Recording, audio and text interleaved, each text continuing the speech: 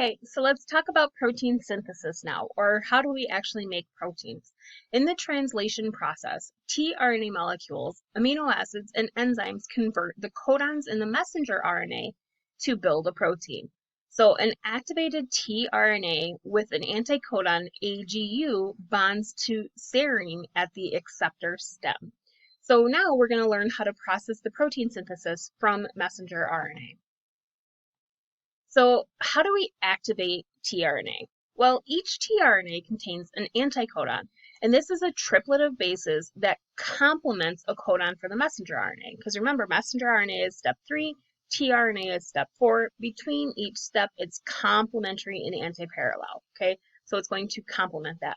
So an acceptor stem, which forms an ester bond with a specific amino acid, and the activation of tRNA is going to occur when the aminoacyl tRNA synthetase forms an ester bond between the carboxylate group of its amino acid and the hydroxyl group on the acceptor stem.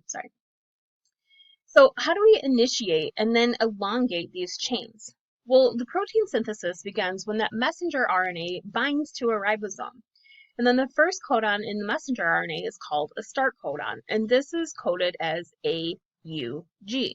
And this forms a hydrogen bond to methionine, tRNA. So another tRNA hydrogen bonds to the next codon, placing the second amino acid adjacent or next to methionine. And then the peptide bond is going to form between the C terminal of methionine and the N terminal of that second amino acid. An activated tRNA with anticodon AGU bonds to the serine at the acceptor stem. Okay, so you can see right here, the acceptor stem, serine, okay, and then the other ones are going to be your code. So moving on to translocation and chain elongation. The initial tRNA detaches from the ribosome, which shifts the next available codon, and this process is called translocation. It's kind of like a locomotive. Right, a train, choo-choo train, right? So during chain elongation, the ribosome moves along the messenger RNA from codon to codon so that the tRNA can attach new amino acids to the growing peptide chain. So again, looking at this figure in your book, you can see all the different processes, step 1, 2, 3, all the elongation, how a protein is made, etc. So in the translocation process, the messenger RNA is synthesized by transcription and it attaches to that ribosome. And then the tRNA is going to pick up their amino acids, bind to the appropriate codon, and then place them in that growing proton chain. So then what happens when we get to the end? Well, we get to chain termination. So in the termination or stopping step, all the amino acids are linked or bonded together. And then the ribosomes are going to reach a stop codon. And remember, we have 3 different stop codons. We have UGA, UAA, and UAG. Now remember, these are all in messenger RNA, so we have to see U's on them. There is no tRNA with the anticodon or the matching for the stop codon. So it's kind of like, what do I do? I'm just going to stop, right?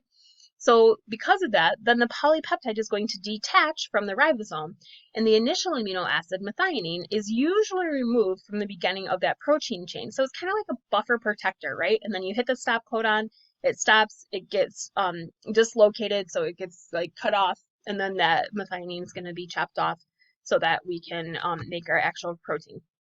So once the polypeptide is released, the R groups of the amino acids and the new polypeptide chain can form hydrogen bonds to give the secondary structures of alpha helices, beta pleated sheets, or triple helices, which we talked about last week. Okay, chains from these cross links, such as salt bridges and disulfide bonds, they produce the tertiary and quaternary structures, which makes it a biologically active protein. Because remember, a protein isn't active until it hits that tertiary structure. Some proteins like myoglobin stop at the tertiary structure and they don't have to go any further, where some proteins like hemoglobin go on to that quaternary structure where it has multiple subunits stuck together so that it can become that functioning protein. So the steps in protein synthesis are again going to be DNA transcription, and it's going to occur in the nucleus. It needs nucleotides, RNA, and RNA polymerase.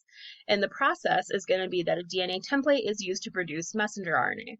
We then activate the tRNA, and this occurs in the cytoplasm. And this is where the molecules of tRNA are going to pick up their specific amino acids according to what matches them, or their anticodon.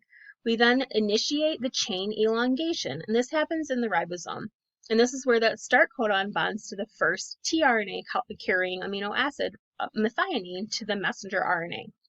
And then the successive tRNAs are going to bind to and detach from the ribosome in each amino acid to add to the protein. Well, then we have that chain termination. This again occurs at the ribosome when it hits a stop codon on the messenger RNA, and then the protein is going to be released from that ribosome. And so remember the complementary sequences. So I told you coding is step 1, template step 2, messenger is RNA is step 3, tRNA is step 4. And to read that table, we need to use it in messenger RNA. Okay, so remember between each step, it's complementary and anti-parallel.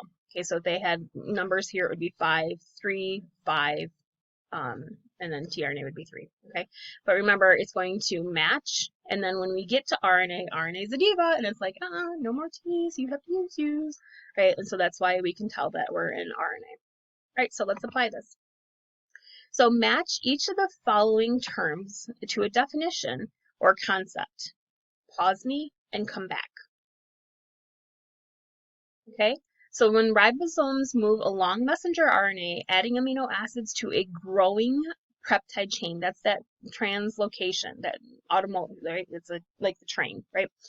And then when a completed peptide chain is released, that's termination, or stopping something. When the tRNA attaches to a specific amino acid, that's activating or starting the process. And then tRNA is going to bind to the AUG codon on the messenger RNA, or the RNA on the ribosome, I'm sorry. That's going to be the initiation or the starting of this process. All right, so following this section of DNA, this following section of DNA is used to make messenger RNA for a protein. What is the corresponding messenger RNA? What are the anticodons on the tRNA? And what is the amino acid order of the polypeptide?